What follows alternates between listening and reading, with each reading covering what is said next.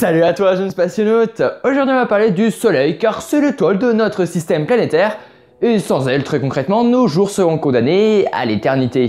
Donc très clairement oui on peut le remercier le soleil. Je vous entends pas, on peut le remercier le soleil. Je suis forceur peut-être. Et aujourd'hui en compagnie de Cosmovae pour la deuxième collaboration de ma chaîne, on va parler des missions qui ont été et qui sont en destination de notre soleil. Vous êtes prêts?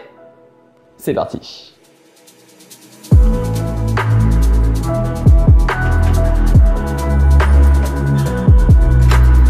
Cette étoile est la base de notre système planétaire car c'est cette boule d'un diamètre d'environ 1 390 000 km, oui, qui nous éclaire et nous chauffe au quotidien. Mais c'est aussi elle qui pourrait anéantir et endommager toute l'électricité de la planète à cause de ses puissants vents solaires.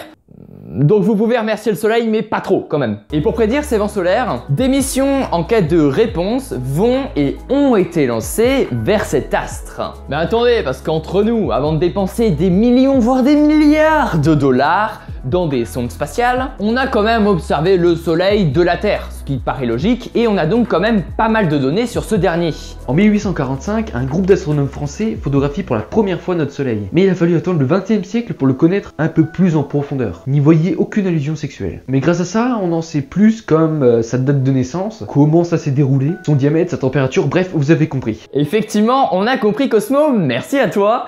Et c'est d'ailleurs le 29 janvier 2020 que le DKIST, qui se situe sur un volcan à Hawaï, a capturé l'image la plus détaillée de notre soleil. Et cette image nous permet donc de se rendre un petit peu plus compte de la grandeur du soleil. Ah oui, et pour information, c'est bien notre soleil, hein, c'est pas du popcorn. Non, parce qu'il y en a, ils voient du popcorn, oui, c'est vrai que ça ressemble un peu quand même.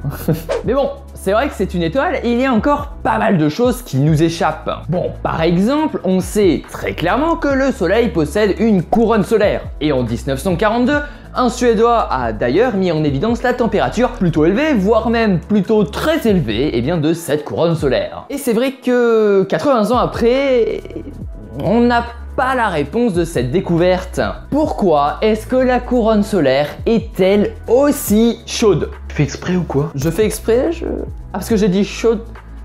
Ok, nice, merci Cosmo, allez, ok. Ainsi, le 12 août 2018, la sonde Parker Solar Probe de la NASA a été lancée à bord d'une fusée Delta IV Heavy. Et devinez quoi? Oui, son but est de quoi? Pardon, je vous entends pas. Et d'étudier la couronne solaire. Je vois que vous suivez, ça me fait extrêmement plaisir. Wouh! Selon le site de la sonde solaire, ces trois objectifs sont les suivants. Suivre le flux d'énergie qui chauffe et accélère le vent solaire et la couronne solaire. Deuxième point, déterminer la structure et la dynamique du plasma et des champs magnétiques aux sources du vent solaire. Et pour terminer, explorer les mécanismes qui accélèrent et transportent les particules énergétiques.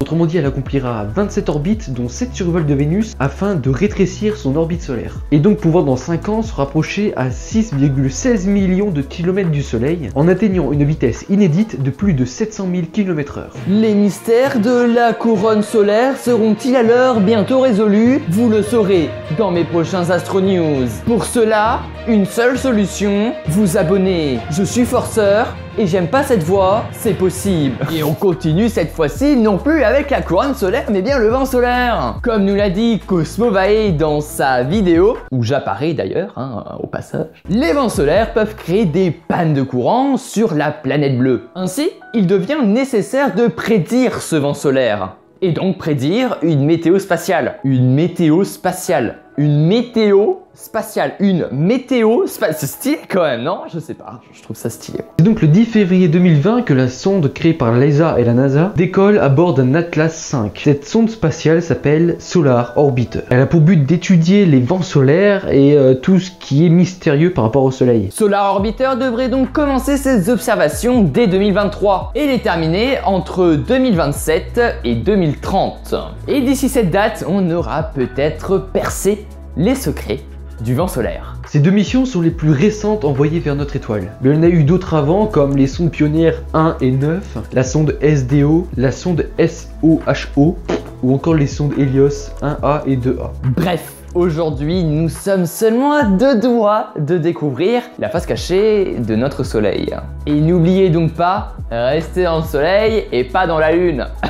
Un Cosmo, hein. Et rester dans la lune. Et voilà, c'est déjà terminé pour cette vidéo, j'espère qu'elle t'aura plu vraiment. Si c'est le cas, tu peux évidemment t'abonner, mettre un pouce bleu et mettre un commentaire. Je voulais vraiment remercier Cosmo, et voilà, pour cette collaboration, ça me fait extrêmement plaisir. Donc franchement, allez voir notre vidéo qui se trouve dans la description, donc qui se trouve sur sa chaîne, voilà, où j'apparais du coup, voilà, on a écrit le script ensemble, tout comme cette vidéo, voilà, donc ça c'est vraiment cool, allez voir le taf qu'il fait. Donc en tout cas, eh bien c'était la ref, on se retrouve à la prochaine, à la plus.